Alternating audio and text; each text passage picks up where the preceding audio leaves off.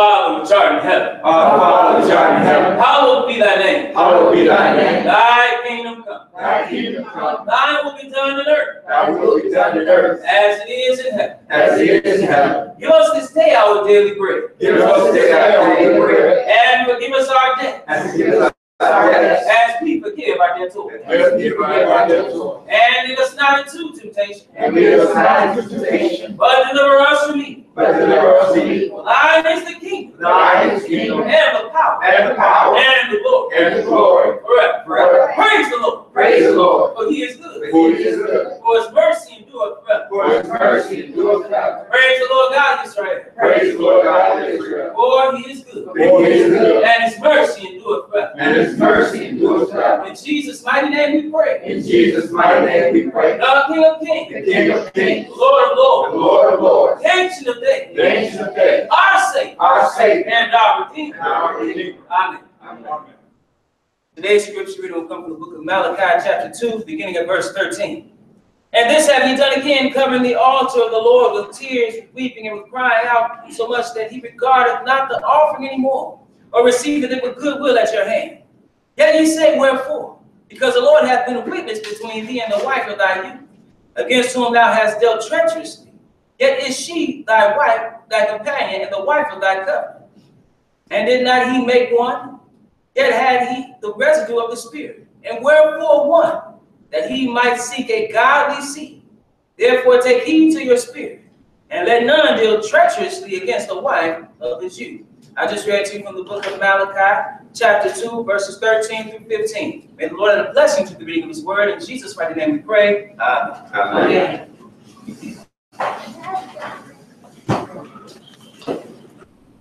First, giving honor to the Most High God of Abraham, Isaac, it's always a blessing. Anytime that I can share God's word, I'm truly thankful for having an opportunity today to stand before you. With that, I'm going to go ahead and get started with today's lesson, and the title is The Covenant of Marriage, Its Beginning and Its Purpose. In today's lesson, we're going to look at the covenant of marriage according to the Word of God. That marriage is the first covenant that God gave to man, and it is a union between a man and a woman. And that marriage is to last the lifetime of its participants. God never intended for there to be the dissolvement of that marriage by divorce. And the purpose of marriage we're going to find is to provide a structure in which children are to be born into this world and nurtured. And the institution of marriage is under assault. The family structure, which is the foundation of our society, is crumbling. Nearly 50% of all marriages will end in divorce. And you have states that are passing laws trying to legitimize same-sex unions, calling them marriage. Children who are to be our future are being born out of wedlock at an alarming rate, and in our community, the numbers are staggering.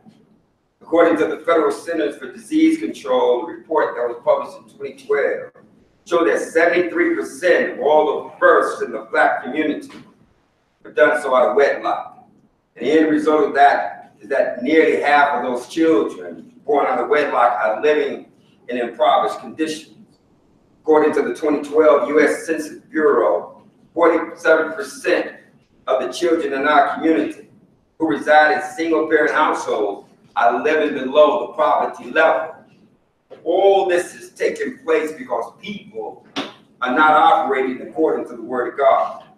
We're going to see in the course of this lesson, again, that marriage is the first covenant that God gave to man.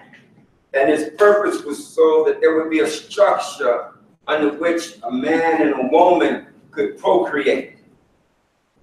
We're going to see it again, that marriage is a lifelong commitment. It is not to be entered into lightly. And therefore, it is important for one to know what to look for when it comes to a spouse. Because you can marry anybody, but not everybody is marriage material.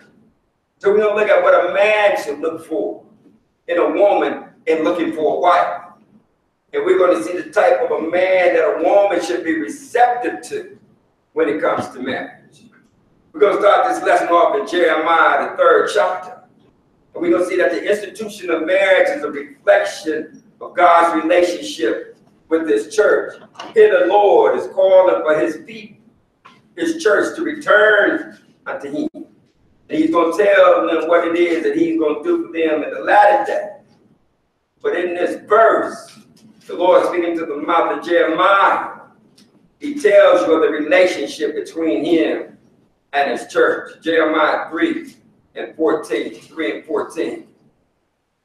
What does the Lord say? Go ahead. Turn, O backsliding children, saith the Lord. Now he's speaking unto Israel. He's telling them to repent.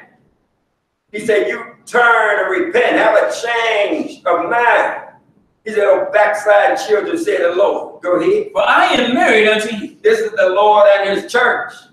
And again, he likens his church to that of being his bride. He said, I'm married unto you. And what is he going to do ultimately?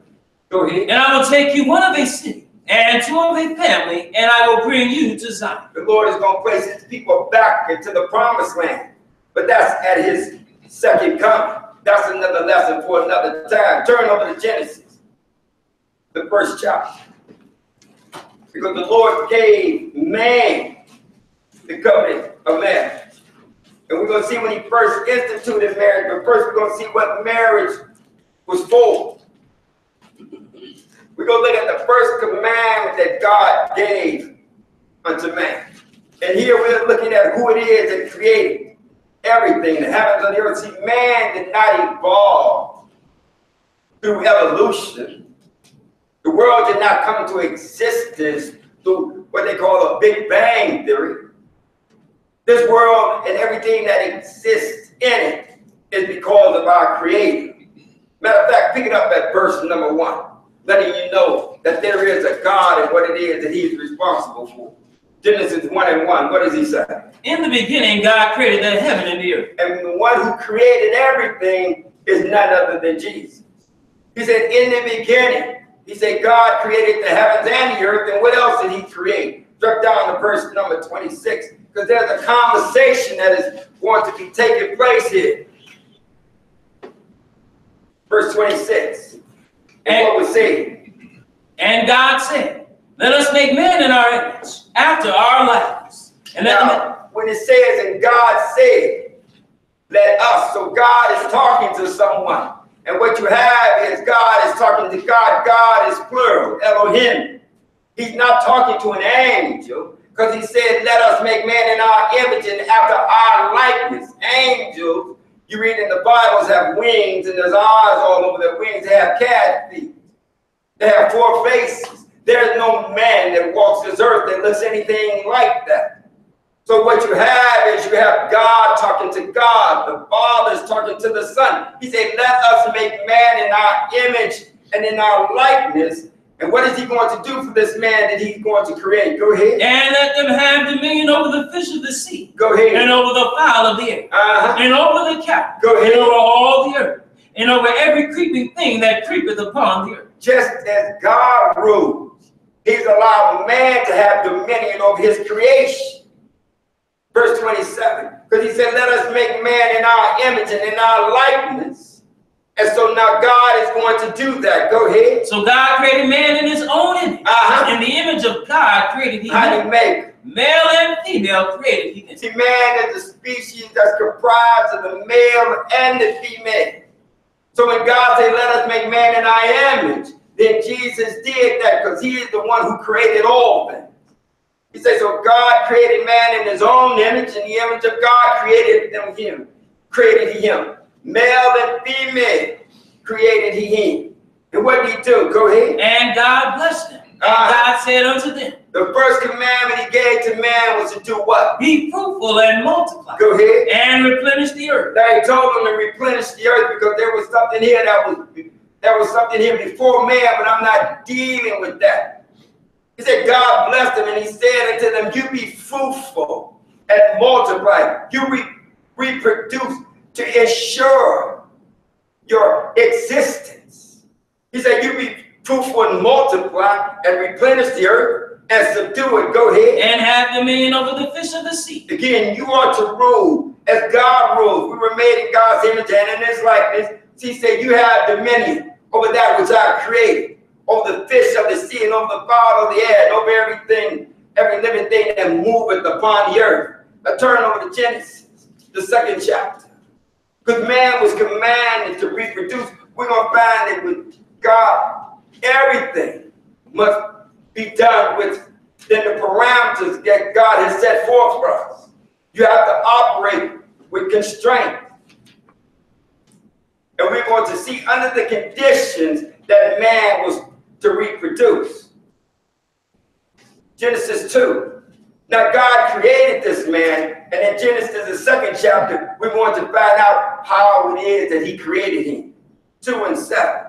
Go ahead when you get there. And the Lord God formed man of the dust of the ground. And what did he do with this dirt that he had formed into the shape of a man? Go ahead. And breathed into his nostrils the breath of life. And as a result of that, what took place? And man became a living soul. Notice what it didn't say. He didn't put a soul inside of man. You don't have a soul. You are a soul. And what made you a living soul is the breath that God placed within your nostrils. And when he takes that breath away, you become a dead soul. He said, God formed man of the dust of the ground and breathed into his nostrils the breath of life. And man became a living soul. But we saw that he created the male and female, did he not? At this particular time, there was only the male.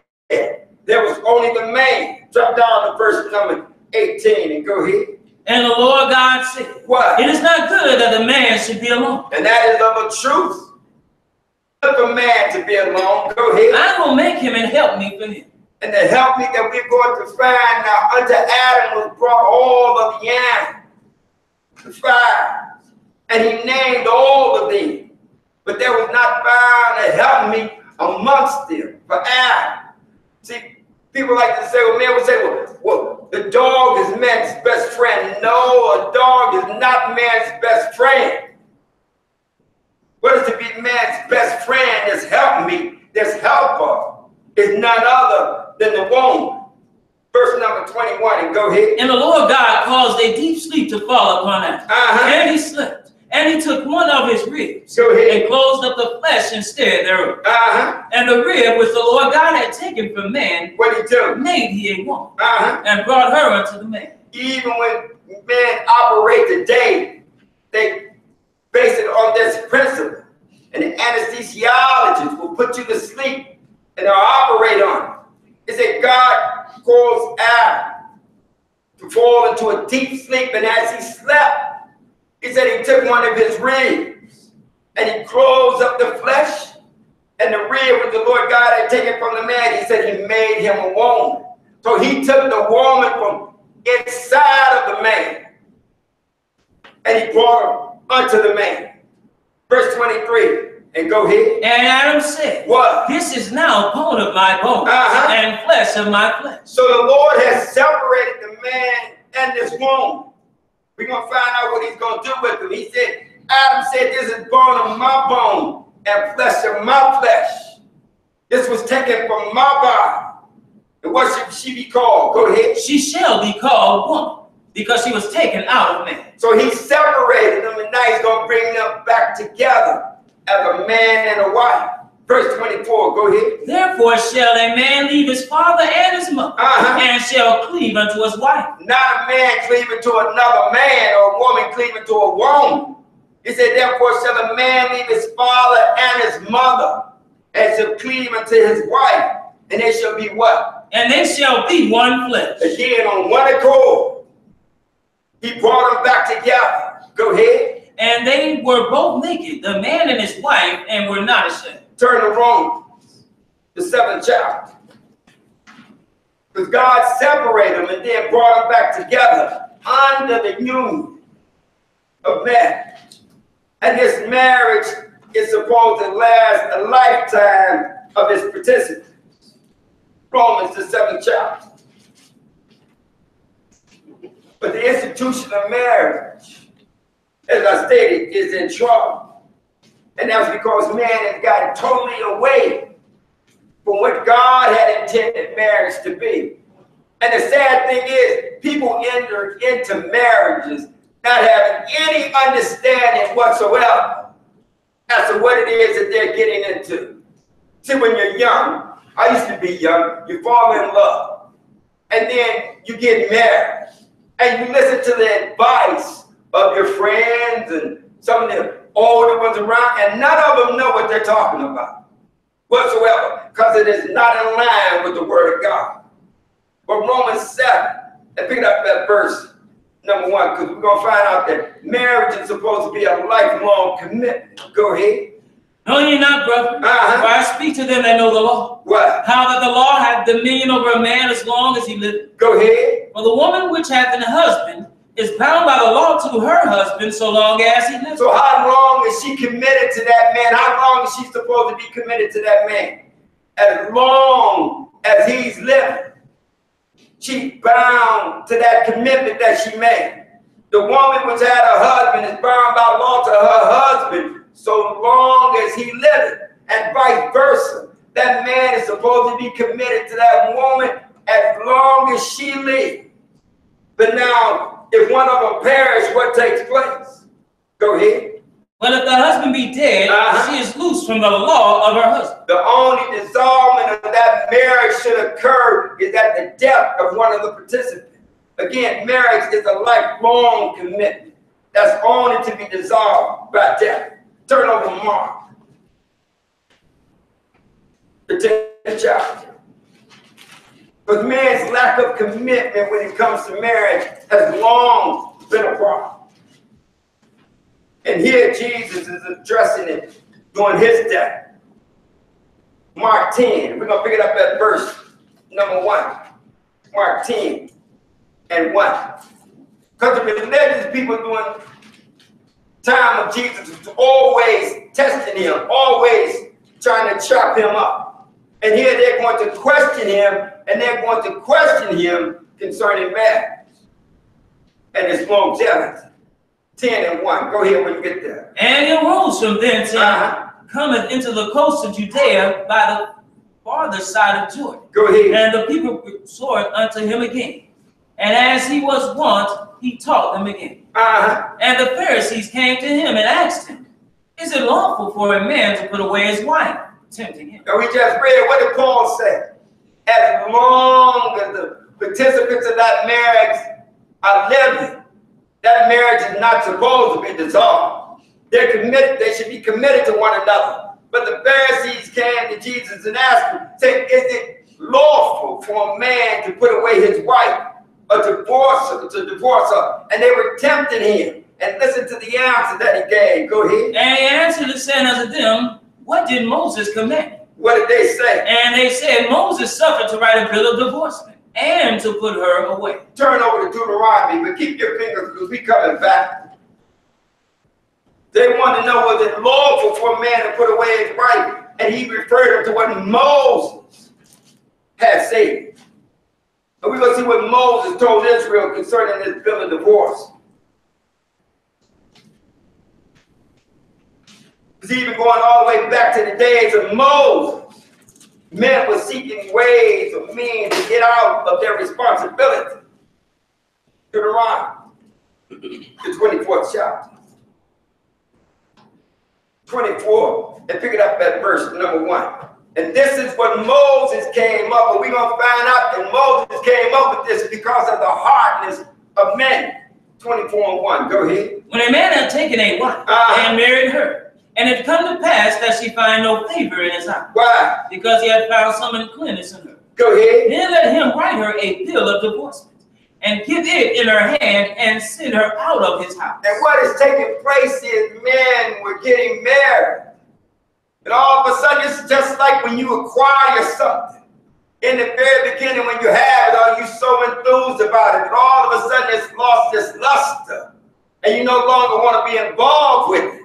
So you get done with that. Say the man is taking a wife and married her, and come to pass, she find no favor in his eyes because he found some uncleanness in her. Then let him write her a bill of divorcement and give it in her hand, and then he can send her away. Verse number 2, go ahead. And when she is departed out of his house, she may go and be another man's wife. And then what's going to happen with that situation? Go ahead. And if the latter husband hate her, No, for no apparent reason, all of a sudden again the lust is gone.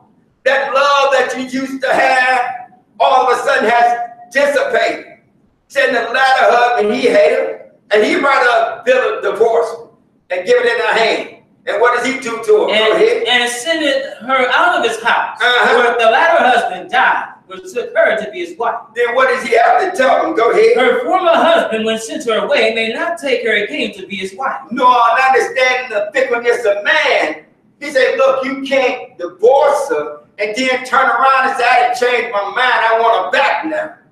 Said a former husband would send her away, may not take her again to be his wife after that she is defiled. Why is that? Go ahead. For that is abomination before the Lord. Uh-huh. Thou shalt not cause the land to sin, which the Lord thy God giveth thee for an inheritance. Turn back to Mark, the 10th chapter. And Jesus is going to explain why Moses did what he did. But we're going to find out that that was not in line with God's intention when it came to marriage. Simply because a woman fell out of favor with a man, which is how it is today. People can get a divorce now based on what they call irreconcilable. See, she know about it. Differences. You don't even have to have a legitimate reason. In other words, it's I just don't like that person no more. But what did Jesus say concerning this? 10 and 5. Go ahead when you get there. And Jesus answered and said unto them, Uh-huh. for the hardness of your heart he wrote you this precept. Again, because of man. And they were abusing women, just like they do even today. He said, because of the hardness of your heart, he wrote you this precept. But what? But from the beginning of the creation, God made them male and female. Uh-huh. For this cause shall a man leave his father and mother, and cleave to his wife. And they should be what? And they twain shall be one flesh. On one accord. They become one. He separated and then brought them back together under the covenant of marriage.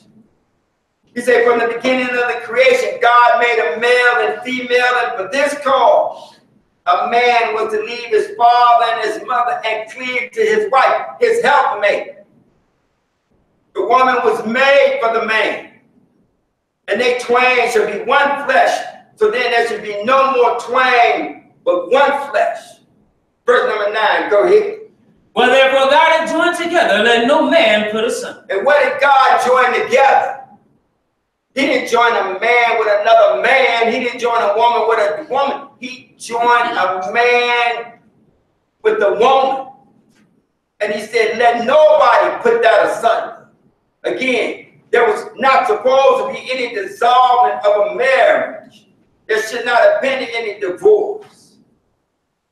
And if people understood that before they entered into that commitment, you would possibly have less divorces than you do today. And that would have eliminated some of the problems that go with that. Turn to Matthew, the 19th chapter. But understand, man, there was some provisions that the Lord allowed that would cause that marriage to be dissolved. And infidelity was the only one. Matthew 19, picking up that verse number 7, 19 and 7. Go ahead when you get there. They say unto him, why did Moses then command to give a writing of divorcement and to put her away? Again, we're speaking of the same matter, but here in Matthew, he's going to add something to it. He said, now why again in Moses, why did he command to give a bill of divorce or a certificate of divorce to put the woman away? What did he tell them? Verse number 8, go ahead. He said unto them, Uh-huh. Moses, because of the hardness of your hearts, suffered you to put away your wife. That's why he allowed you to do that. But what? But from the beginning it was not so. God never intended for that to be the case. He never intended for a man and his wife to separate or to be separated. Verse number 9, he's going to add something to it though. What he said? And I say unto you, whosoever shall put away his wife, except it be for fornication. Now notice what he said. He said, now say unto you, whosoever shall put away his wife, except it be for fornication. That's not, you don't necessarily have to put her away for that. He said, but that is reason to. And the reason why is this. Adultery was a sin that was punishable by death. So spiritually speaking, the person that had committed adultery was dead. And so the Lord would allow that marriage to be dissolved as a result of adultery. But one does not have to put their wife away because of adultery. And God showed us that on a spiritual level. He divorced Israel, his wife. Remember, he said, I was married unto you, return unto me. But he never divorced Judah because the nation had been split. Israel, again, he divorced, but Judah, he remained married to. He said, I say unto you, whosoever shall put away his wife, except it be for fornication, and shall marry another, what are they doing? Go ahead. Committed adultery. And whoso marrieth her which is put away doth commit adultery. Turn over to 1 Corinthians, the 10th chapter.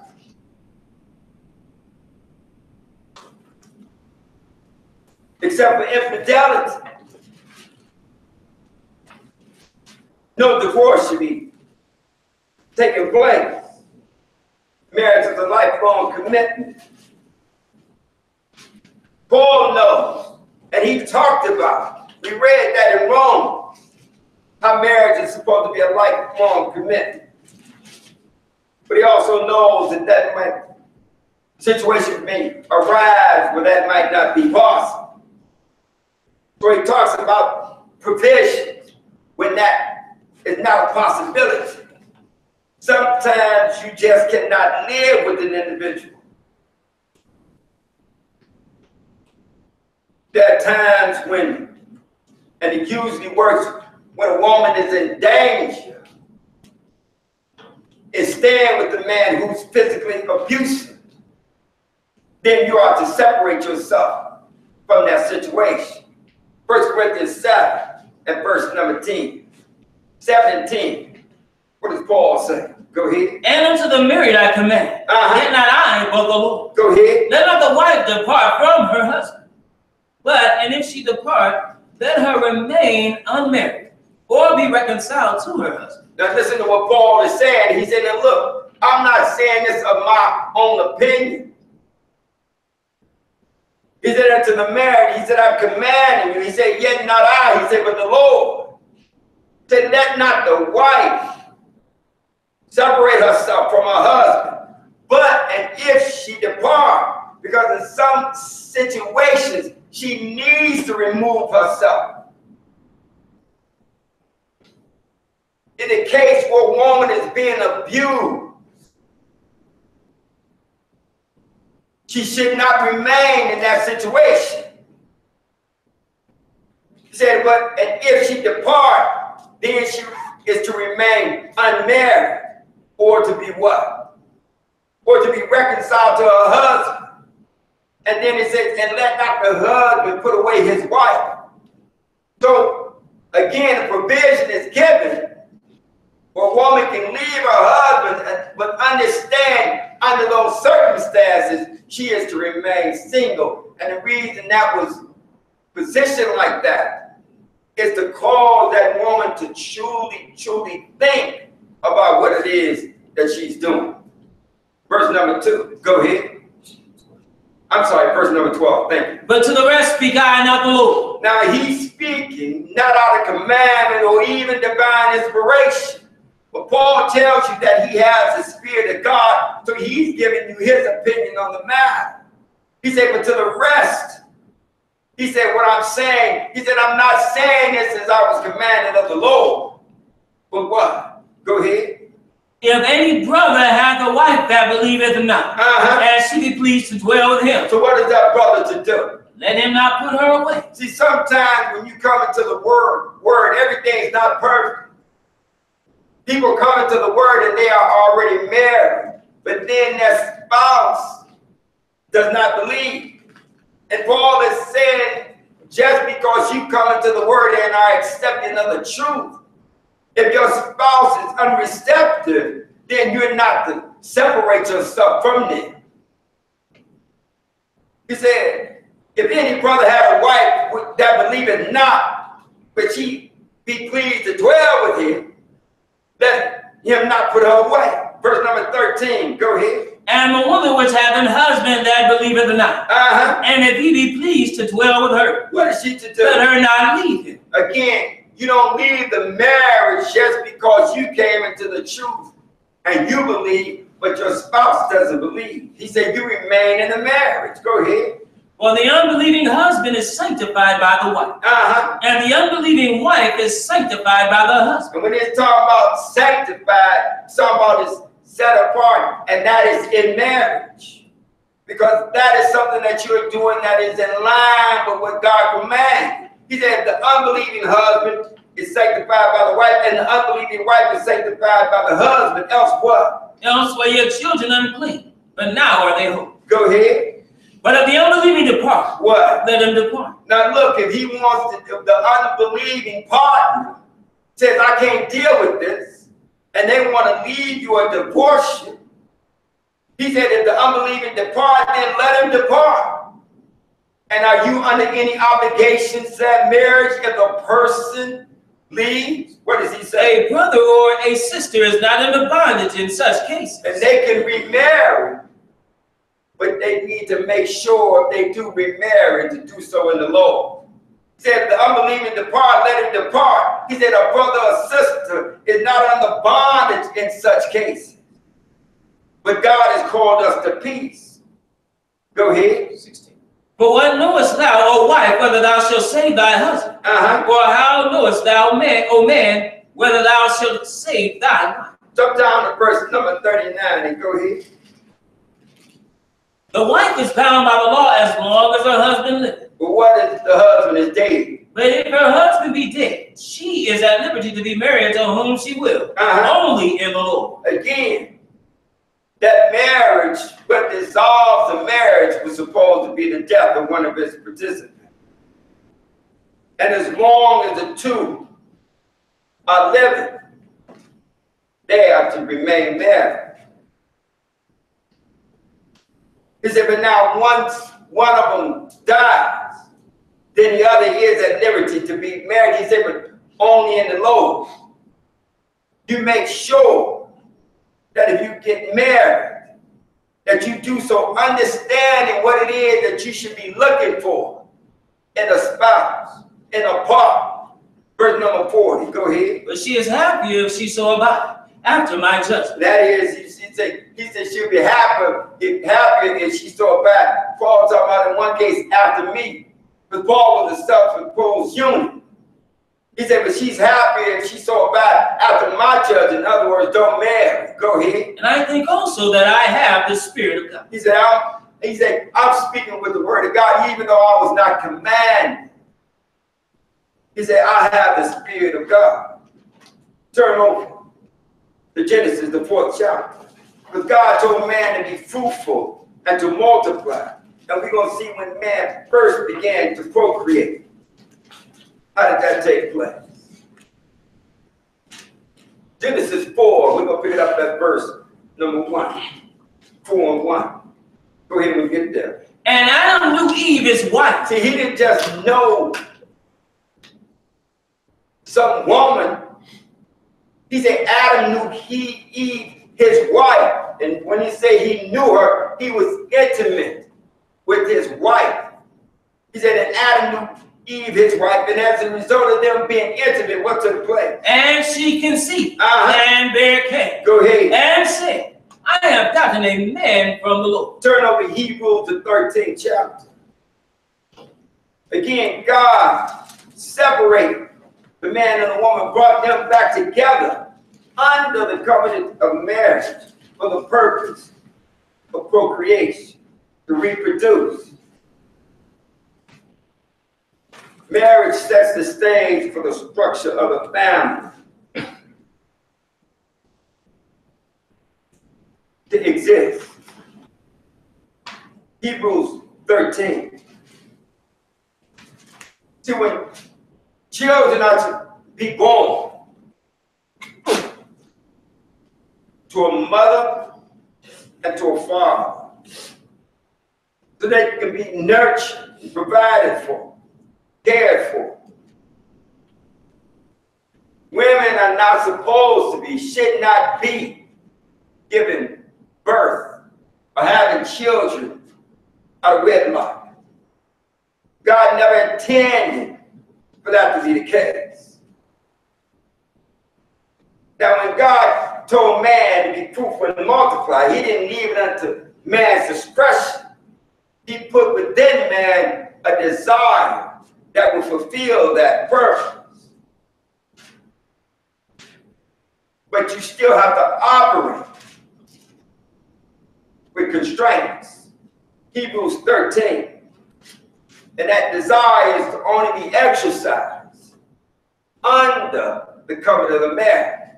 Hebrews 13:4. What does Paul say? Marriage is honorable in all, and the bed undefiled. But whoremongers and adulterers God will judge. He said, look, marriage is honor. There's nothing wrong with marriage. Because you have one institution saying, well, they priests can't get married. And that's why they have all the problems they have. Because again, man was given a certain drive. And if you suppress what's supposed to be done naturally, then what they do is find another way to release that. He said marriage is honorable in all. He said the bed undefiled. He said but whoremongers and idolaters, those that are engaging in intimate behavior outside of marriage. He said God is going to judge. Turn over to Deuteronomy, the 22nd chapter. Because marriage is, being intimate is reserved for a man and his wife. Because it is for the purpose of reproducing. But in society says as long as you have two consenting adults, then it's okay. We're going to find that's not according to the word of God. Deuteronomy 22.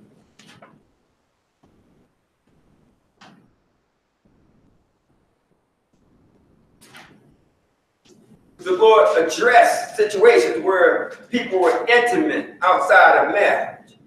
Deuteronomy 22, we're going to pick it up at verse number 22. 22 and 22, you go ahead when you get there. If a man be found lying with a woman married to an husband, What's to happen to both of them? then they shall both of them die. That's what Jesus said. No, a marriage should not be dissolved, a divorce should not be given except for infidelity. He said, if a man be lying with a woman married to a husband, this is adultery, then they should both of them die. Both the man that lied with the woman and the woman. So shall thou put away evil from Israel. Verse 23, and go ahead. If a damsel that is a virgin be betrothed unto an husband, Now she's engaged or have the promise of marriage, go ahead. and a man find her in the city and lie with her, Then what are they to do to them? Go ahead. then ye shall bring them both out unto the gate of that city, Uh-huh. and ye shall stone them with stones that they die. Why? The damsel, because she cried not, being in the city, Uh-huh. and the man, because he had humbled his neighbor's wife. So thou shalt put away evil from among you. Verse 25, go ahead. But if a man find a betrothed damsel in the field, and the man force her, Uh-huh. and lie with her, Go ahead. then the man only that lay with her shall die. See, women also have to be mindful of the situation that they place themselves in.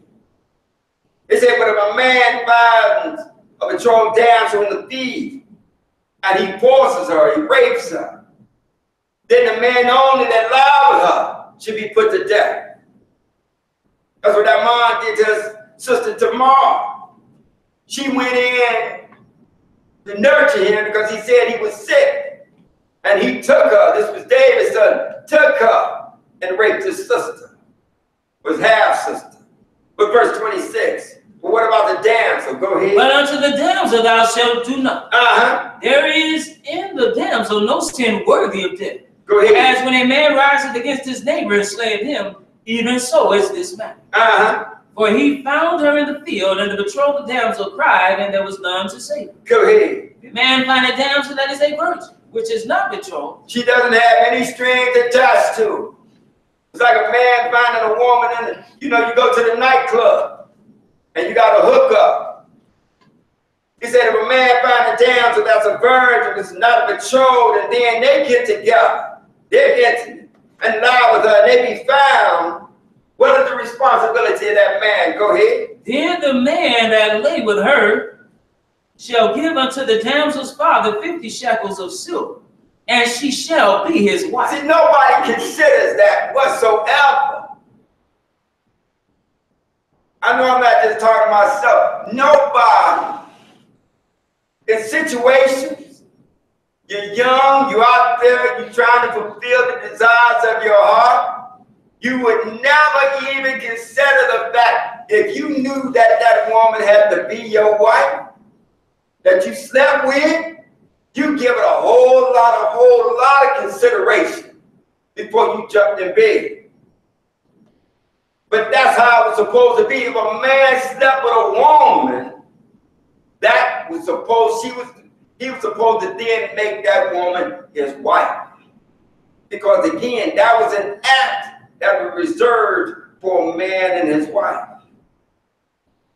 He was to give unto the damsel's father 50 shekels of silver, and she shall be his wife. Why? Because he hath humbled her.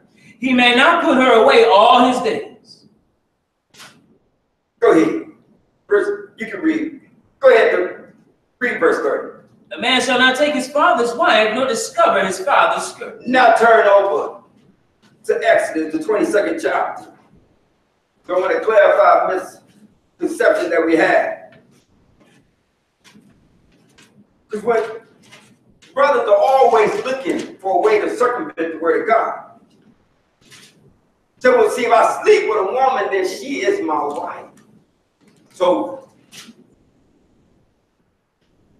that gives them an excuse to say that they can sleep with her.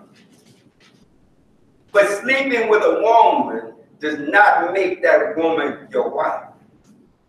He was supposed to give the damsel's father 50 shekels of silver, was he not? Exodus 22. You sleeping, a man sleeping with a woman does not make that woman his wife. Exodus 22 and verse number 16. 22 and 16. Because what happens if the damsel's father does not give that damsel to that man, does not give his daughter's hand in marriage? We're going to find out. 22 and 16. Go ahead, we get there. And if a man entice a maid that is not betrothed, and lie with her. Again, he's intimate with this woman. What is he to do? He shall surely endow her to be his wife. She's not his wife. He said, but he shall surely endow her. They're not married. He's going to seek the father's approval. Verse 17, go ahead. If her father utterly refused to give her unto him. Again, they're not married just because they slept together, just because they jumped the gun. He said, if her father utterly refused to give her to him, what shall he do? He shall pay money according to the dowry of virgins. So he's going to pay the price for her to be his bride. But again, it's still up to the father. They're not married. Turn to Leviticus, the 20th chapter. For when the Lord commanded man to be fruitful and to multiply, man again was born with a desire to fulfill that.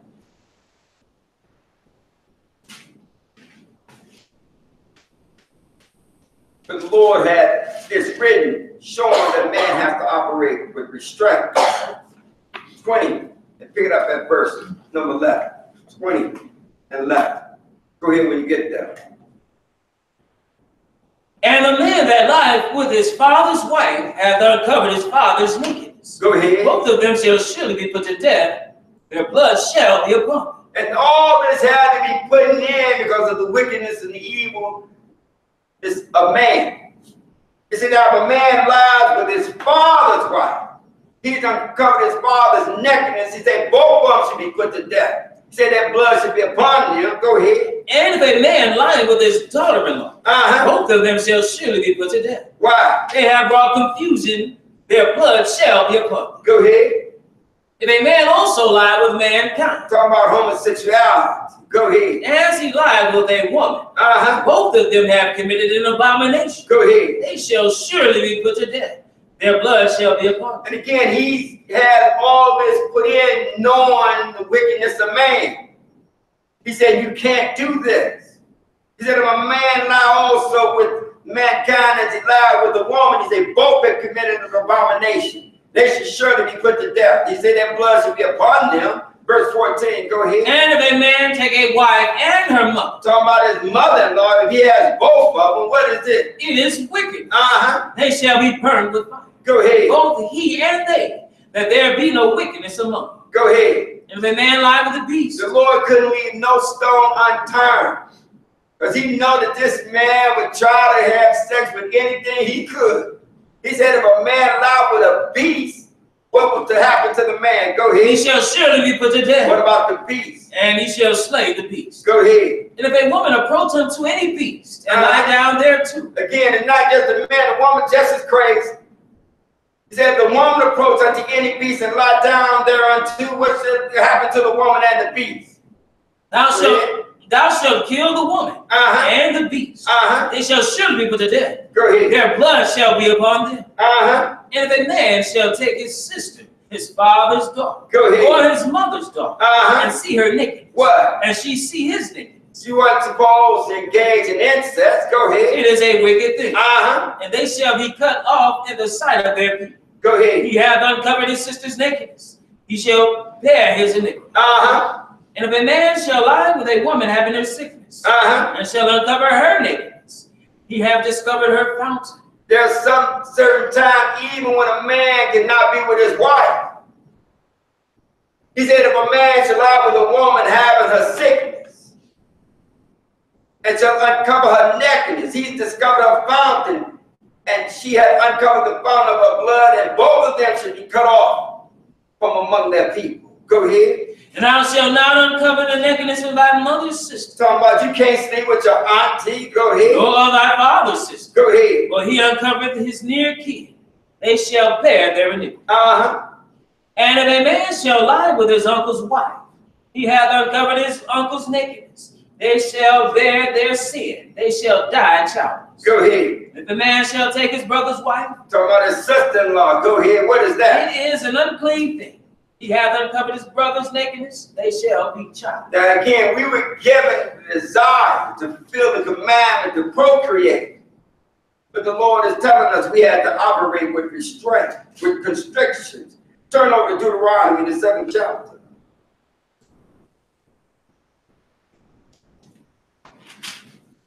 Because marriage is honorable and the bed is undefiled.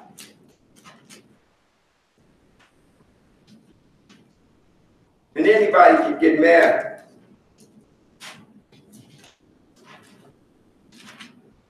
Deuteronomy 7. You just can't marry anybody.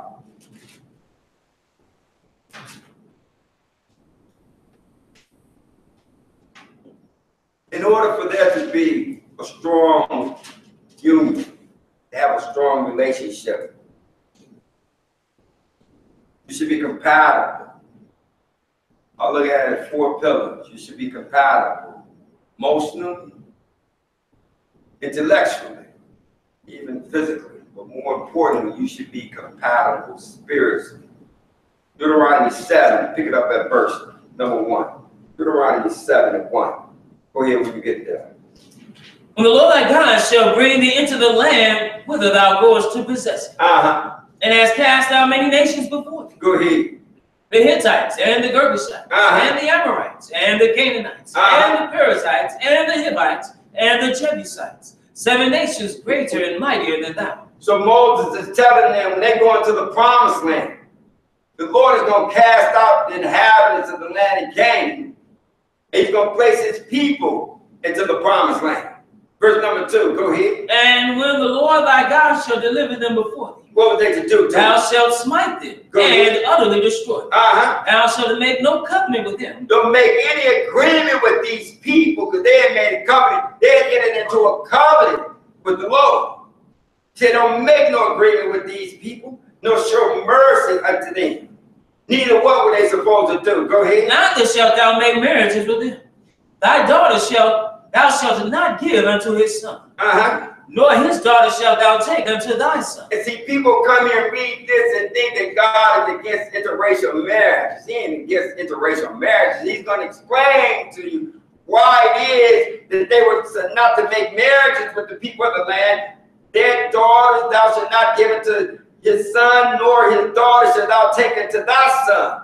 And what was the purpose? Go ahead. For they will turn away thy son from following me, that they may serve other gods. He said, so don't engage yourself with these people, because they don't serve the true and living God.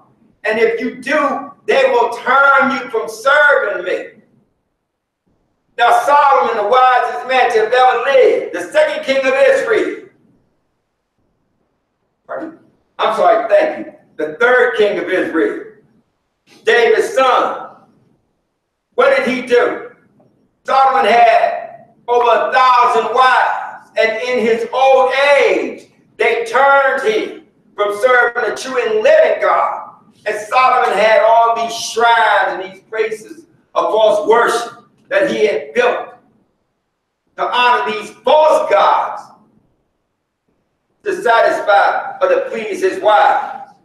And as a result of that, the nation was split into two. All because he didn't keep in line with God had commanded back here through the mouth of Moses. He said, they're going to turn away thy son from following me, that they may serve other gods. So that what? So when the anger of the Lord be kindled against you and destroy thee suddenly. Again, when you get married, you make sure that your spouse has the same belief that you do. Turn over to 2 Corinthians. Because otherwise, it can be problems.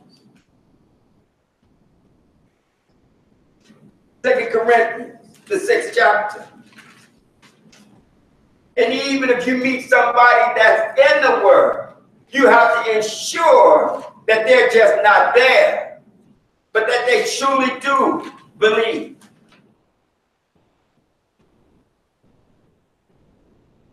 And for the young ladies, understand something. A man will tell you anything that he thinks you might want to hear.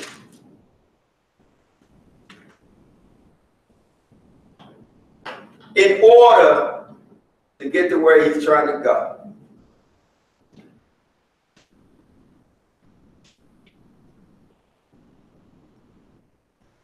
And sometimes what you need most, as I stated, you need to be able to relate to a person mentally. That person should be able to take care of you emotionally as well as physically. But more important, you need to be able to relate to them spiritually, because that's what you have to rely on when you need them the most. 2 Corinthians 6 and verse number 14. Paul lets you know you don't want to enter into a relationship with those that do not have the same spiritual beliefs that you have. 6 and 14.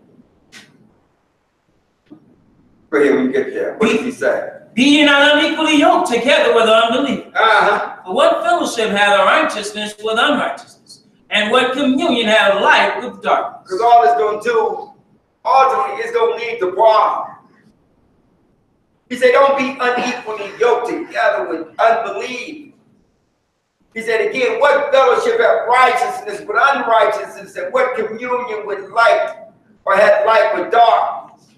Because there are times when you may need to discuss certain things with your spouse and they just have no understanding as to where it is that you are coming from, because they don't believe what you believe. Turn to Proverbs 18. And we don't consider any of this. None of these things come to mind, and I say, didn't come to my mind when I was young. And there was no one to turn to, no one to teach you, no one to tell you these things. You didn't know what it was that you were to look for in a spouse. You didn't know that that woman was supposed to be your helpmeet. She was there to help you, a companion to help you to do that which you could not do by yourself. All you knew was she looked good. 18. We're going to pick it up at verse number 22. The Lord said, it's not good for man to be alone. We're going to find that a woman is a blessing, a good woman. Not all women are a blessing, just like not all men are a blessing. But a good woman, that is a blessing from the Lord. 18 and 22. What does he say? Whoso findeth a wife, findeth a good thing. Again, that's only if she's a godly woman. He said, whoso findeth a wife, findeth a good thing. And what does he obtain? And obtaineth favor of the Lord. That's a favor from God himself. When a man can find a good woman, say, whoso findeth a woman findeth a good thing and has obtained favor of the Lord. Turn over to Ephesians, the 5th chapter. Ephesians 5. Again, man wasn't meant to be alone. And so that's what God created the woman for, to be his helpmeet, his companion. And he instituted marriage. But you have to be careful as to who you select of those who are eligible for you to marry. Because not everybody is marriage material.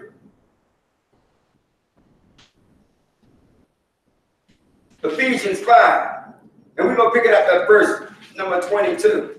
Because we're going to look at how a relationship should exist between a man and his wife. Ephesians 5 and 22. You go ahead when you get there. Wives, submit yourselves unto your own husbands, as unto the Lord. And this should be voluntary. And I know this goes against the grain of modern day thinking women. He said, wives, you are to be submissive unto your husband. He says, as unto the Lord. You are supposed to be accepting of your husband as being the head. He said, wives, submit yourselves unto your own husbands. He says, as unto the Lord. Verse 23, go ahead. For the husband is the head of the wife. Even as what? Even as Christ is the head of the church. And he is the Savior of the body. Therefore what? Therefore, as the church is subject unto Christ, how are the wives supposed to be? So let the wives be to their own husbands in everything. And again, you hear women today say, a man can't tell me nothing. Or, I don't need a man. That is a woman that is speaking with a lack of understanding.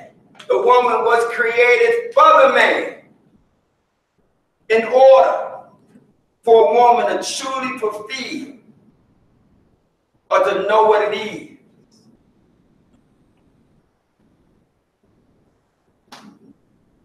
To be a woman, she needs a man, but the right kind of man. And she is supposed to be submissive unto that man. She is supposed to be willing to be in subjection unto him as he is the head of the family. So wives are supposed to submit themselves unto their own husbands in everything. But what is the responsibility of the husband? And this is what's so lacking in most relationships. How the husband supposed to be? Go ahead. Husbands, love your wives even as Christ also loved the church. To the point of what? And gave himself for it. A man is supposed to love his wife even to the point that he is willing to die for her. And if a man lived up to his responsibility, then women wouldn't have, most women, but some women wouldn't have a problem with submitting themselves unto their husbands. The problems you have today in relationships, the problem lies with you have the men blaming the women.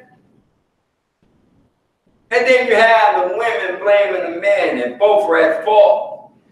And the fault does start with the men, because the man was supposed to be the head. And the man has put women in our community in such terrible conditions.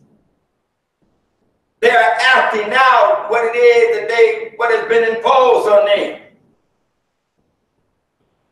But both are at fault because neither understand the responsibilities that they have to one another.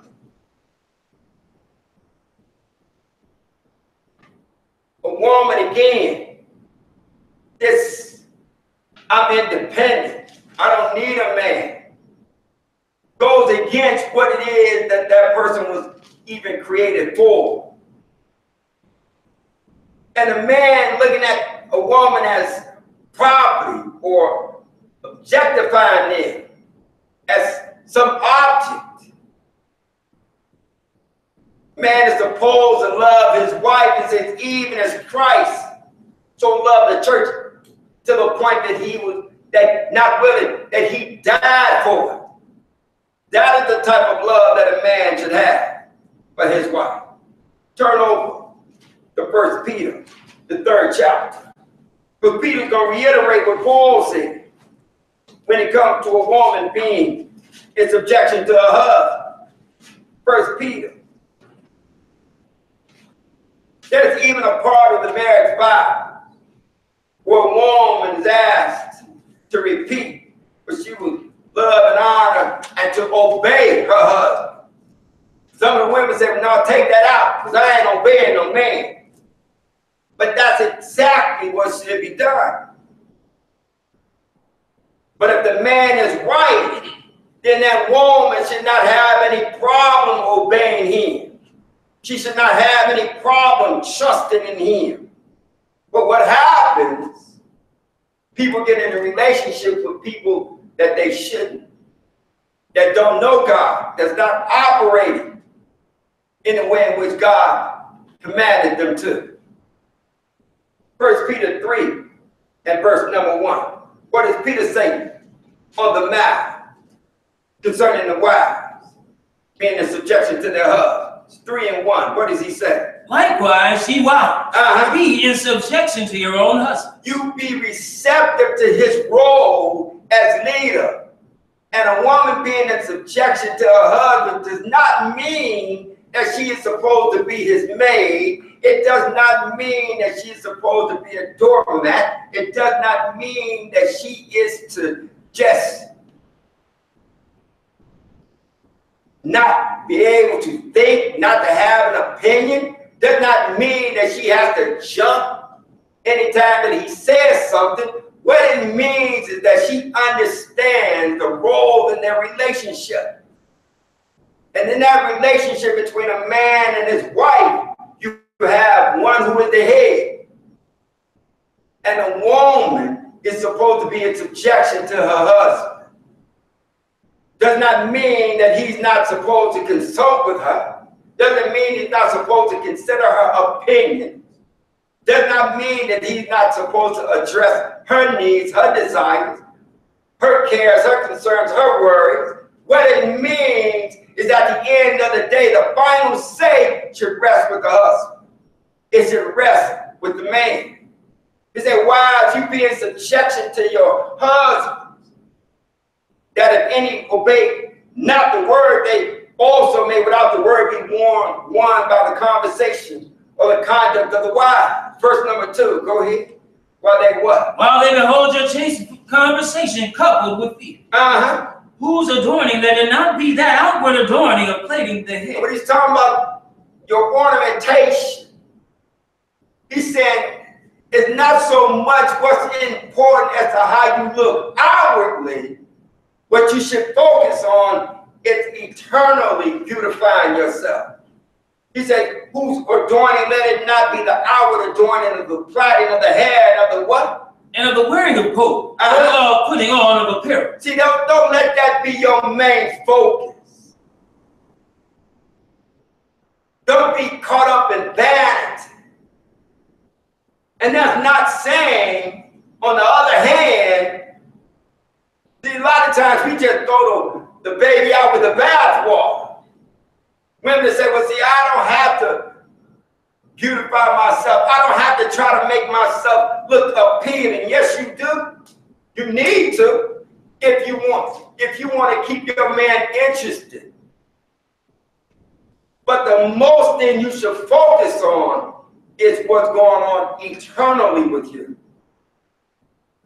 He said, so whose adorning, let it not be that outward adorning of plaiting of the hand, of the wearing of gold, or putting on of apparel. Don't let that be your main appeal, because all that's going to fade over time. I don't care how beautiful a woman may be. She's going to get old. And that beauty's going to fade. But the beauty that never fades is a beauty that emulates from within. And that man will always look at her, always with favor, because when he looks at her, he's not seeing the outward person. He's seeing the inner beauty in that person. But go ahead. Let it be the hidden man of the heart, and that which is not corruptible, even the ornament of a meek and quiet spirit. That never fades. No matter what happens with that person. When a person is beautiful from the inside out, all you see when you look at that individual is the inward beauty. They say, let the beauty, let it be of the hidden man of the heart. He said, and that which is not corruptible, it will not fade. He said, even the ornamentation of a meek and quiet spirit, which is in the sight of God, what? Which is in the sight of God of great price. Go ahead. For after this manner, in the old time, the holy women also, who trusted in God, go ahead, adorned themselves, being in subjection unto their own husbands. And we say they adorn themselves with a meek and a quiet spirit, not a defiant spirit, not a spirit of you can't tell me nothing. The last thing a man wants is what I call from a woman AT&T, aggravation, turmoil, and trouble. Life will give them that. They say, but after this man in the old time, the holy women who trusted in God, that's how they adorned themselves. And they were in subjection unto their own husbands. And then he refers to even Sarah. Go ahead, what did she do? Even as Sarah obeyed Abraham, calling him Lord. And when it said that she obeyed Abraham, calling him Lord, she acknowledged him as being the head. She acknowledged his position. Go ahead. Whose daughters ye are, as long as ye do well, and are not afraid with any amazement. Likewise, what? Likewise, ye husbands, dwell with them according to knowledge. You dwell with them having some understanding. And what is a man supposed to do? Go ahead. Giving honor unto the wife. You must respect and value your wife. The woman being in subjection does not mean that she somehow is less in the equation of the two. She's equal, but they're different. Say, you husbands, you dwell with them according to knowledge, giving honor to thy wife. Again, far too often, we come to the conclusion that somehow women are not as important as men, or are less than. It's not a less than or equal to, you're both equal, but you're different. And it takes the two of you to make up one, make it whole. It says, husbands, you dwell with them according to knowledge, giving honor to thy wife as what? As unto the weaker vessel. And when they say weaker vessel, it's not talking about mentally. She may be more capable than the man. Morally, she may be more advanced than the man. But of her physical stature, she is weaker. But now you have today women trying to compete with men. How is that possible? A woman can't compete with a man. A woman shouldn't want to compete with a man. Let me be talking about I can do anything that a man can do. You shouldn't want to do anything that a man can do. A man does not want that. A man don't want another man. A man wants that which is opposite to him. A man wants a woman who is not afraid to be tender and delicate. He wants a woman who's not afraid to be feminine and soft in nature. I want nobody you gotta get all next to hard as you is. Y'all laughing, but that's the truth of the matter. Well, I speak for myself. I didn't speak for all men. I speak for myself. That's just how it is. But we didn't got caught up in the foolishness, and women in our community have been sold a bill of goods. This feminist movement. You've always, the problem with the women in our community, I'm going to tell you what it is.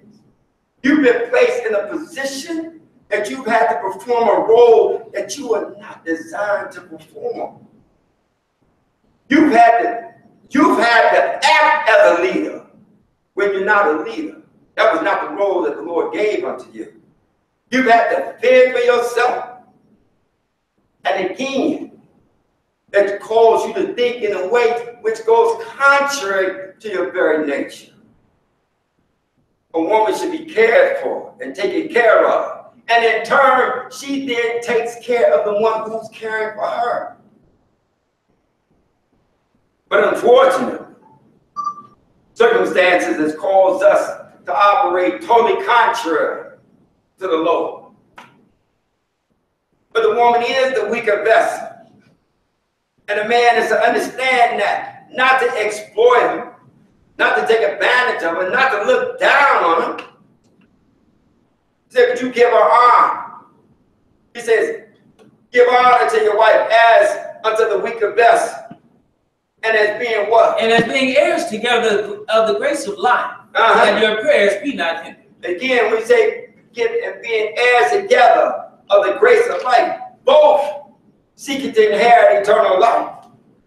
He said that your prayers be not hindered. Turn over to Genesis, the 3rd chapter.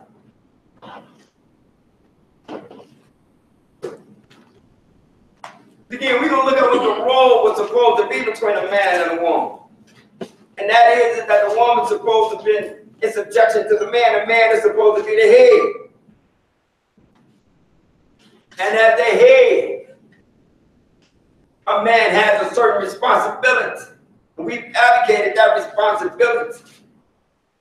You have men sleeping with women, having babies, and then you can't find a man nowhere. When you look at our society, when you look at our community, and you have young people out acting a fool, they're out acting a fool. Why? Because in 9 times out of 10 cases, there's no father around. Every one of them that's out there acting a fool got a father somewhere. As one person said, if every man went out and got their father, I mean, if every father went out and got their child, you wouldn't have the problems that you have in the streets today. Genesis 3. We're going to pick it up at verse number 9.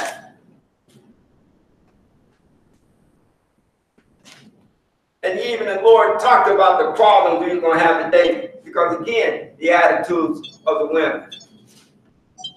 3, and pick it up at verse number 9. 3 and 9. Now, Adam and Eve had sinned, and God is going to issue his punishment, beginning with Eve. 3 and 9. Go ahead, we get there. And the Lord God called unto Adam and said unto him, Where art thou? Go ahead. And he said, I heard thy voice in the garden, and I was afraid because I was naked, and I hid myself. Verse 11. And he said, who told thee that thou wast naked? Hast thou eaten of the tree whereof I commanded thee that thou shouldest not eat? We know trees don't talk. What had happened was, in Genesis, the 2nd chapter, God had taken man, put him in the Garden of Eden, and told him, of every tree thou may freely eat. But the tree of the knowledge of good and evil, thou shalt not eat of it, for the day that thou do, thou shalt surely die.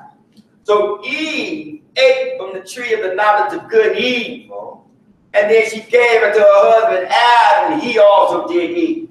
What that meant was Eve dealt with Satan. She dealt with this fallen angel, and he told her about the fact about herself. He told Adam also about himself, and they both knew that they were naked.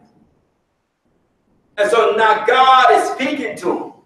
He said, who told thee that thou was naked? As you eat of a tree, you cannot eat from a tree and find anything about your anatomy. He said, who told you that thou was naked? That thou eating of the tree where I commanded thee that thou shouldest eat not, but that thou shouldest not eat? Verse 12, go ahead. And what did the man do? And the man said, the woman whom thou gavest to be with me, she gave me of the tree, and I did eat. Immediately, he hid behind the woman. He blamed the woman. Said, the woman that you gave me, this helped me, she gave me of the tree, and I did eat. Now, Adam didn't live up to the responsibility of being the head. Because all he had to do when Eve came to him, he could have been like Job did, which Satan was trying to get Job to denounce God. But Job's wife said to Job, did she not tell him, why don't you just curse God and die? Job said, you speak like one of the foolish ones. That's all Adam had to do. But no, he went along with what Eve proposed and then blamed her. Said, the woman that thou gavest to me, she gave me of the tree, and I did eat. Verse number 16. Unto the woman he said, I will greatly multiply thy sorrow and thy conception. And sorrow thou... You're going to have pain in childbirth. Go ahead. He said unto the woman, he said, I will greatly multiply your sorrow and thy conception. He said, in sorrow thou shalt bring forth children. And what else is he going on to say? Go ahead. And thy desire shall be to thy husband. What is the man going to do? And he shall rule over thee. And he said, when he said that thy desire shall be to thy husband, he's not saying you're going to desire him physically. He's not saying you're going to desire to please him. What he's saying is you're going to desire to be in that position. But he's going to rule over you. Go right into the 4th chapter of Genesis. And you see another example of this. Because it says, thy desire shall be to thy husband, and he shall rule over thee. We'll pick up in Genesis 4. We're just going to read a couple of verses so you understand what he's talking about when he said thy desire shall be to thy husband. Now, Cain and Abel had made an offering to the Lord. And the Lord was receptive to Abel's offering, but not so with Cain. And he's going to tell him something because Cain was mad as a result of this. 4 and 6, what did he say? And the Lord said unto Cain, Why art thou wroth? Go ahead. And why is thy countenance fallen? If thou doest well, if you do that which is right, if you obey, go ahead. Shall thou not be accepted? And if thou doest not well, what's going to happen? Sin lieth at the door. And unto thee shall be his desire. But what? And thou shalt rule over him. Again, when it said that a woman talking about thy desire shall be to thy husband, she's going to want the position that he has. But he said, and you're going to rule over her. Turn over. And that's why I say it's wrong for a woman to say, a man can't tell me nothing. Or even to think, I don't need a man. That's what you were created for. It's just understanding of having the right man. Turn over to Proverbs. 11th chapter.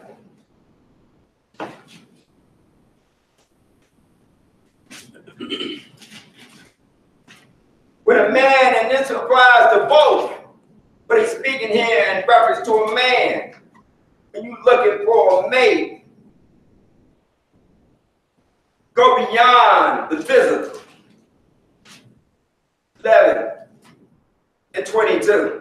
What does he say? As a jewel of gold in a swine's snout, so is a fair woman which is without He disgrace. say it's just like a pig putting a ring of gold in the pig's nose. He said that's how a woman is that has no taste. He said as a jewel of gold in the swine's snout, so is a fair woman which is without discretion.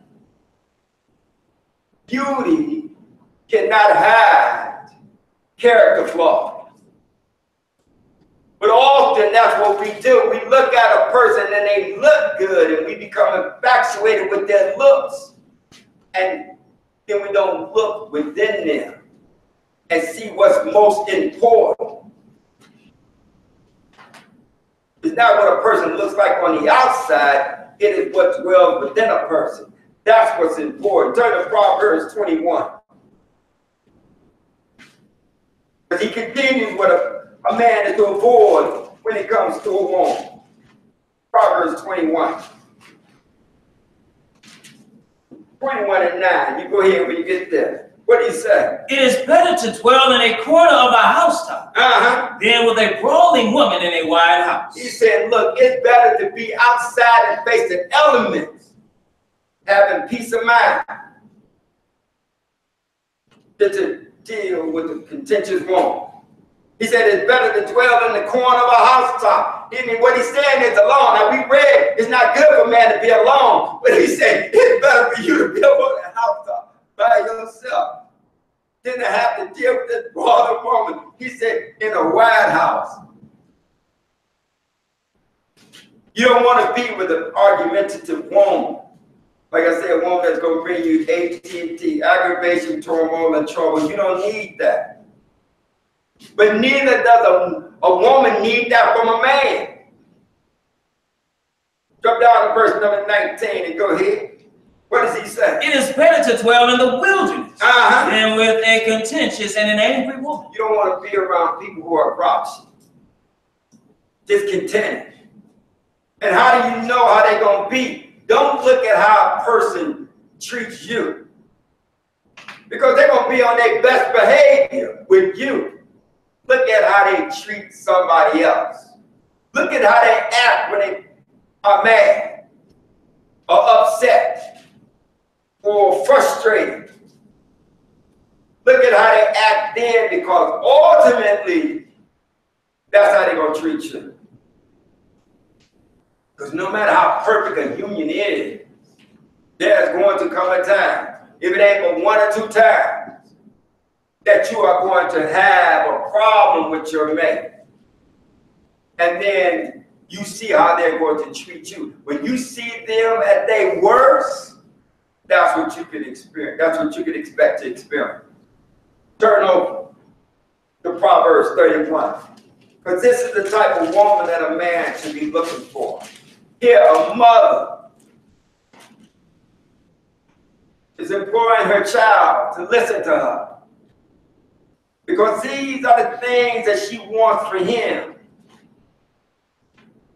How she wants him to be as a man, but also the type of woman that she wants him to have.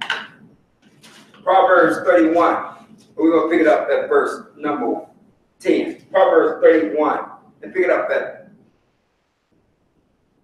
I tell you what, pick it up. Proverbs 31. Pick it up at verse number 1 if you don't mind. The words of King Lemuel, the prophecy that his mother taught him. And what did she say? What, my son? She said, listen, my son, take heed to this. Take heed to the vows that I've made for you. Take heed to what it is that I prayed that you will be and that who you will find in your life. Say the words of King Lemuel, the prophecy that his mother taught him. She said, what my son, and what the son of my womb, and what the son of my vows. Go ahead. Verse number 3. Give not thy strength unto women, nor thy wings to that which destroyeth kings. Go ahead. It is not for kings, O Lemuel. It is not for kings to drink wine, nor for princes strong drink. You don't want to impeach or judge. And don't give way. He said, don't give not thy strength unto women or idolatresses, nor thy ways to that which destroy kings. He said, it's not the kings, though them you well, it's not the kings to drink wine, nor for princes to strong drink. That's what? Verse number 5. Go ahead. Lest they drink and forget the law, and pervert the judgment of any of the afflicted. Go ahead. Give strong drink unto him that is ready to perish, and wine unto those that be of heavy heart. And again, you don't want to drink because of your sorrow, trying to drown them. Go ahead. Let him drink and forget his poverty, and remember his misery no more. Go ahead. Open thy mouth for the dumb. You be an advocate for those who can't defend for themselves. He said, you open your mouth for the dumb. And in case of such as are appointed to destruction, again, those who are defenseless, you be an advocate for them. Verse number 9, go ahead. Open thy mouth, judge righteously, and plead the cause of the poor and needy. Again, you defend the needy and the poor. Verse number 10. Who can find a virtuous woman? For her price is far above rubies. The heart of her husband doth safely trust in her, so that he shall have no need of sport. Now he said, who can find this type of a woman? He said, who can find a virtuous woman? He said, she said, her price is far above rubies. Her worth is more than any precious stone. He said, and the heart of her husband doth safely trust in her. He's at peace in mind because he has a godly woman. That he should have no need of spoil, no lack of gain. And why is he at peace of mind? Verse 12, go ahead. She will do him good and not evil all the days of her life. She seeketh wool and flax, and worketh willingly with her hands. She is willing to labor. But most important, she seeks his well-being. Verse 14, go ahead. She is like the merchant's ships. She bringeth her food from afar. She's selling that which she's made in order to fulfill what she needs. Go ahead. She riseth also while it is yet night. She's not idle. Go ahead. And giveth meat to her household, and a portion to her maid. She's doing whatever it is that is needed to provide for her home. Go ahead. She considereth a field and buyeth it. With the fruit of her hand she planted a vineyard. Again, she's laboring for her household. Go ahead. She girded her loins with strength, and strengthened her arm. Go ahead. She perceiveth that her merchandise is good. Her candle goeth not out by night. She layeth her hands to the spindle, and her hands hold the distaff. She stretcheth out her hand to the poor. Yea, she reaches forth her hands to the needy. He's letting you know that this woman, she's letting you know this woman that she's talking about is kind and compassionate. She's caring. That she extends out her hand to the poor. And she reaches forth her hands to the needy. Verse number 21, go ahead. She is not afraid of the snow for her household. For all her household are clothed with scarlet. And she makes sure that her family is taken care of. Make sure that her family is cared for. Go ahead. She maketh herself coverings of tapestry. Her clothing is silk and purple. And she's mindful of her outward appearance. Go ahead. Her husband is known in the gates. He's respected because of his spouse. Her husband is known in the gates when he sitteth among the elders in the land. Because of the woman that he has, he's held in high estate. Go ahead. She maketh fine linen, and selleth it, and delivereth girdles unto the merchant. Go ahead. Strength and honor are her clothing, and she shall rejoice in time to come. And what happens when she opens her mouth? What comes out of it? Go ahead. She openeth her mouth with wisdom. She's wise. She's intelligent. What's in her tongue? And in her tongue is the law of kindness. Not again. She's not argumentative.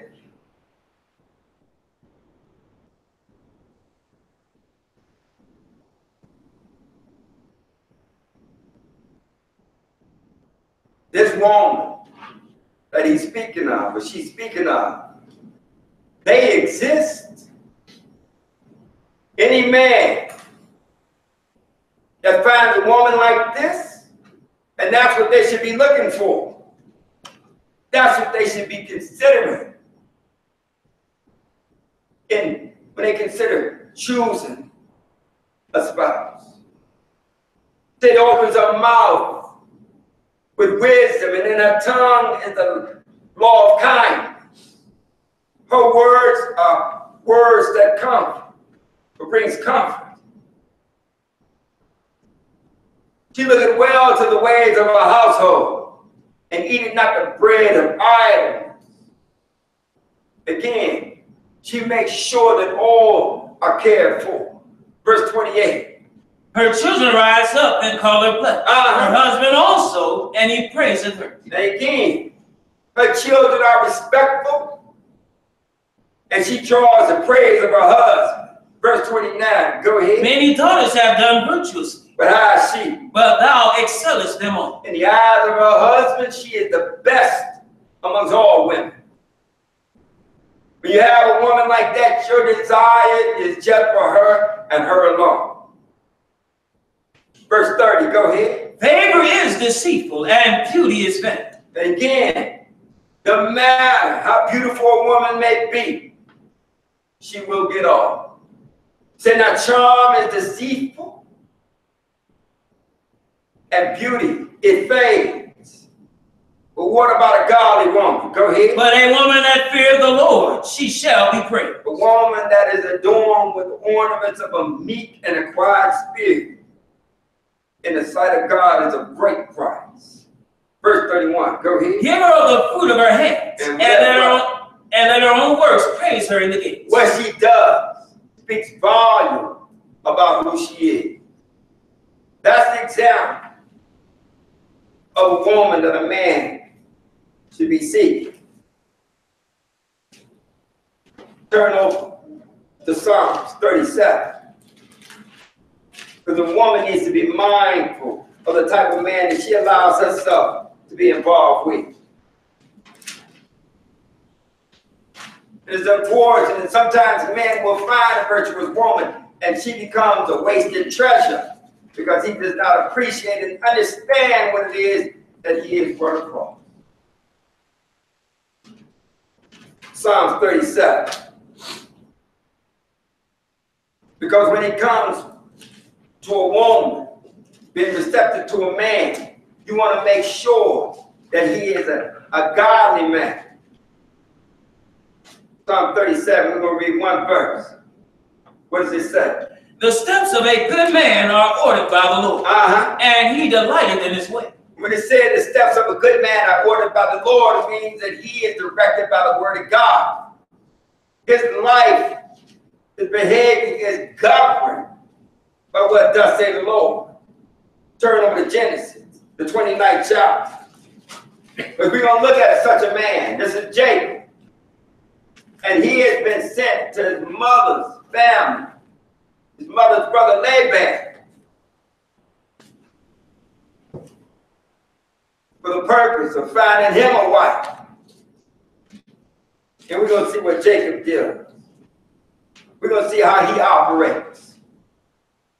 And women need to be mindful of this. Genesis 26. We're going to pick it up at verse number 16, 26 and 16. I'm sorry, I said 26, 29 and 16. Thank you. 29 and 16. Go ahead when you get there. And Laban had two daughters. The name of the elder was Leah, and the name of the younger was Rachel. Leah was tender-eyed, but Rachel was beautiful and well-favored. So these two daughters that Jacob's uncle had, Rachel and Leah, is letting you know that there's a distinction between the two. One was beautiful, and one was not so pleasant to the eyes. They say Leah, she was the one that was tender-eyed. But Rachel was beautiful and well-favored. And how did Jacob feel about the two? Go ahead. And Jacob loved Rachel and said, I will serve thee 7 years for Rachel, thy younger daughter. Now, understand what's taking place here. It said that he loved Rachel. He was attracted to Rachel. But But then he said, I will serve you for 7 years for your younger daughter. He's showing you the willingness. Any man that cares for you is willing to prove how he truly feels. He said, I'll serve these 7 years for your younger daughter. What did Laban say? Go ahead. And Laban said, it is better that I give her to thee, Go ahead. than that I should give her to another man. Abide with me. And Jacob served 7 years for Rachel. And they seemed unto him but a few days for the love he had to her. Again, if a man truly cares for you, he's willing to sacrifice, he's willing to do whatever that's necessary to win you over. It said he served 7 years for Rachel, and they seemed unto him but a few days. He said, for the love that he had for her. When a man truly does love a woman, time ceases to exist.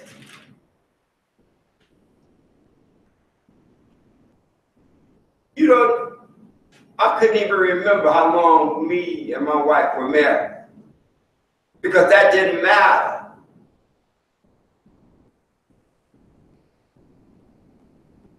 Let me move on. Thank you. And they do, I'll speak on the matter.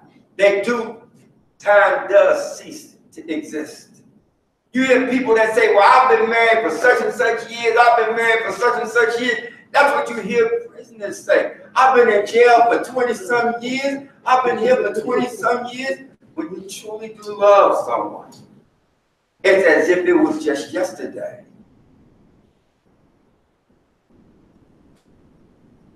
He said he served 7 years for her, but they seemed like it was just for a few days.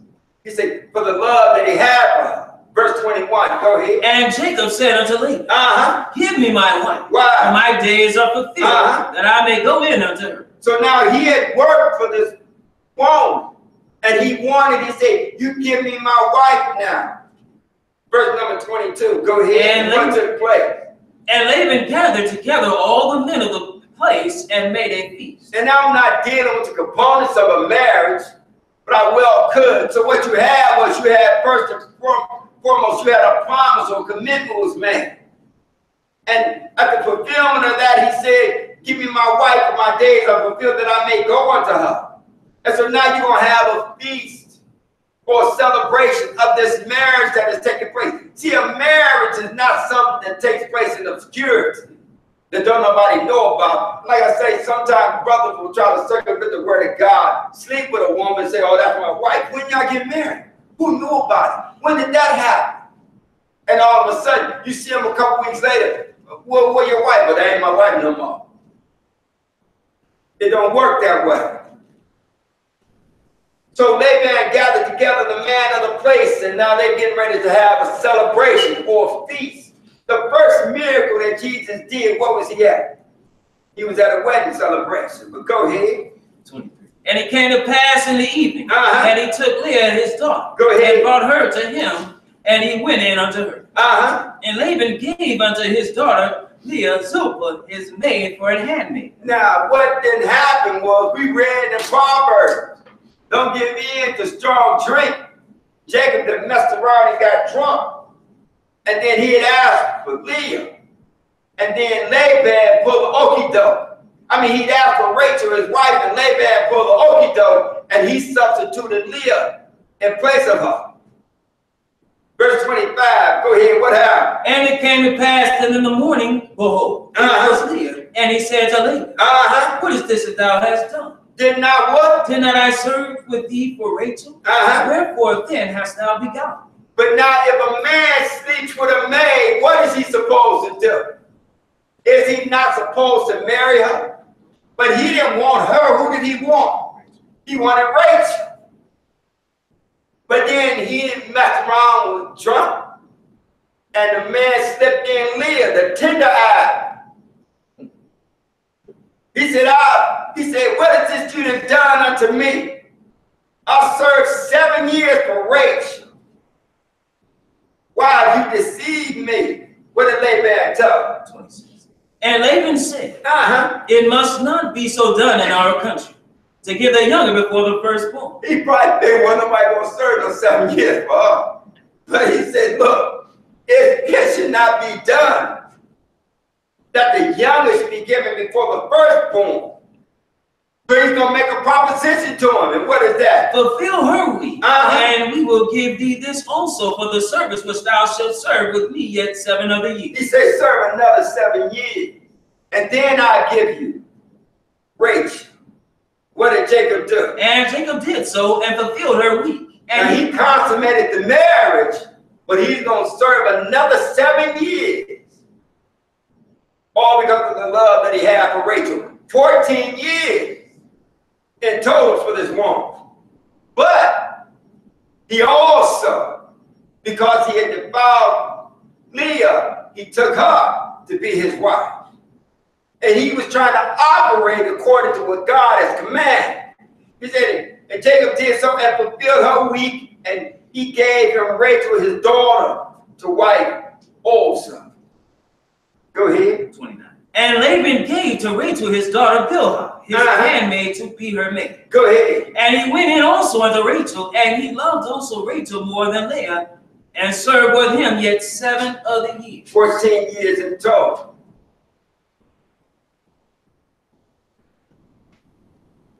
Turn to Genesis, the 18th chapter.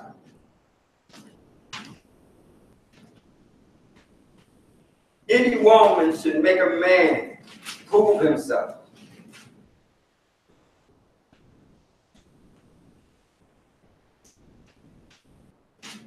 And he should be willing to show his true intent.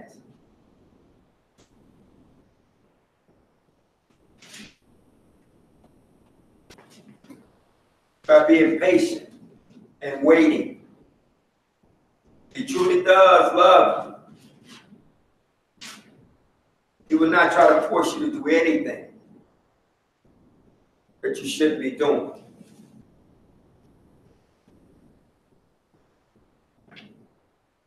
Genesis 18. Now the man who is the head is supposed to be the spiritual leader of the family. Genesis 18.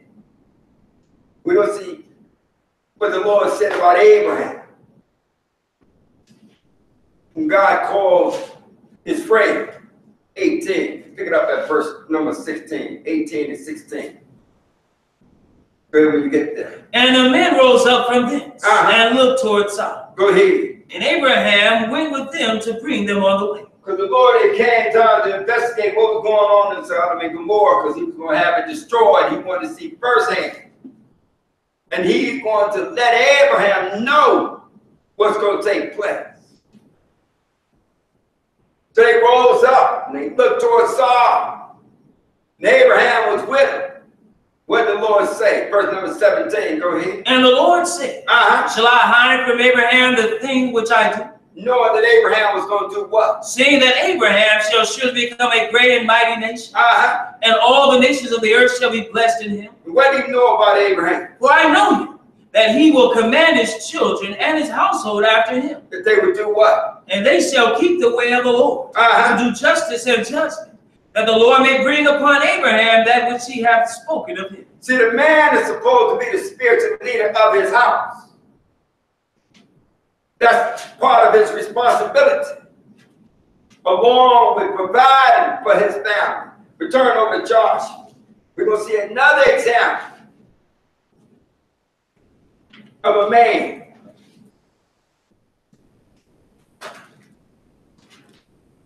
being responsible as a spiritual leader.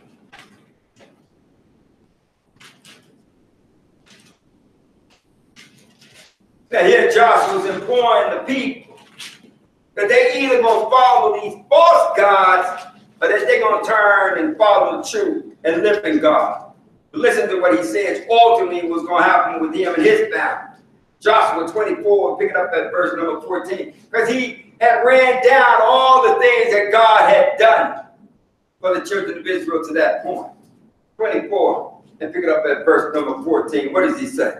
Now therefore fear the Lord, And do what? and serve him in sincerity and in truth, And more importantly, do what? Go ahead. and put away the gods which your fathers served on the other side of the flood, Uh-huh. and in Egypt, and serve ye the Lord. He said, you get rid of all these false gods, and you serve God in earnest, in sincerity and truth. Verse number 15, go ahead. But if you don't want to serve God, then what? And if it seem evil unto you to serve the Lord, Uh-huh. choose you this day whom ye will serve, Go ahead. whether the gods which your fathers served that were on the other side of the flood, Uh-huh. or the gods of the Amorites, in whose land ye dwell. You either gonna choose, you choose. Whether you're gonna choose these false gods, who are no gods, God that cannot deliver you. He said, you choose this day whom you're gonna serve, whether the gods which your fathers served that were on the other side of the flood, or the gods of the Amorites in whose land you now dwell. But what is he gonna do? But as for me and my house, What? we will serve the Lord. He said, not just me. He said, me and my house, we're gonna serve the true and living God. Again, that's the responsibility of the man. He's supposed to be the spiritual leader of his household. And he is supposed to be the provider of his household. Turn over to 1 Timothy, the 5th chapter. And we're going to see what Paul says about a man who is unwilling to labor for his house and to provide. 1 Timothy 5.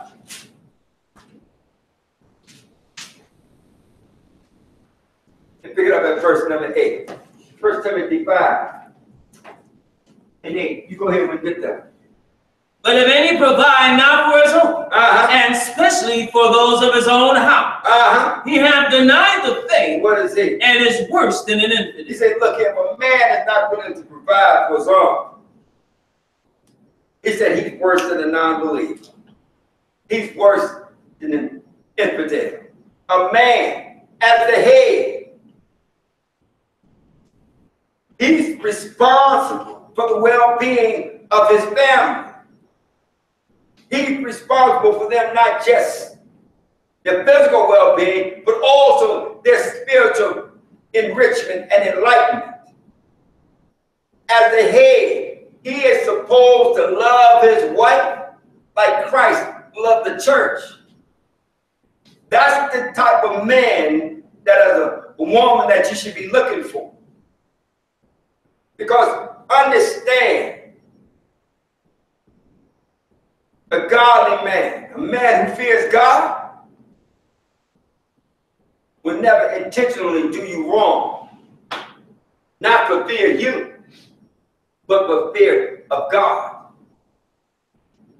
So you always want to make sure that if you're going to involve yourself with someone, make sure you involve yourself with someone who knows the Lord, who truly is trying to follow him.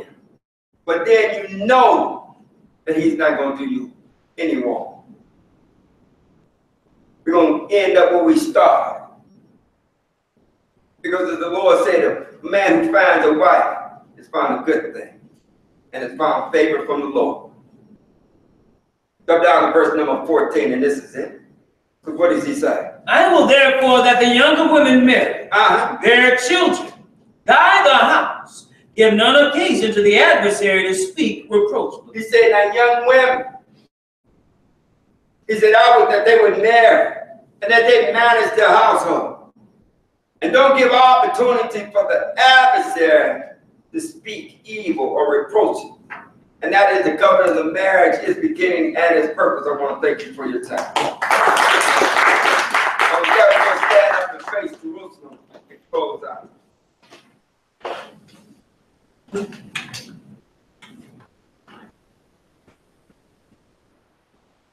Our Father which art in heaven, Our Father which art in heaven, hallowed be thy name. hallowed be thy name. Thy kingdom come, Thy kingdom come, thy will be done in earth thy will be done in earth as it is in heaven. as it is in heaven. Give us this day our daily bread, Give us this day our daily bread, and forgive us our debts, and forgive us our debts, as we forgive our debtors. and forgive our debtors. And lead us not into temptation, And lead us not into temptation, but deliver us from evil. but deliver us from evil. For thine is the kingdom, For thine is the kingdom, and the power, and the power, and the glory. and the glory.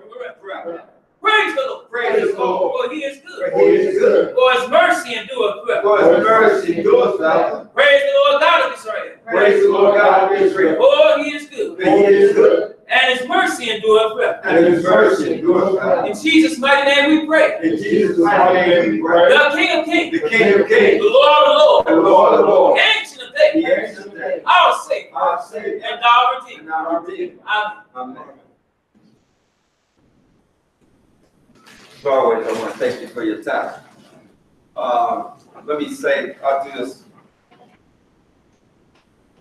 We're proceeding with the class, coming along, but I do need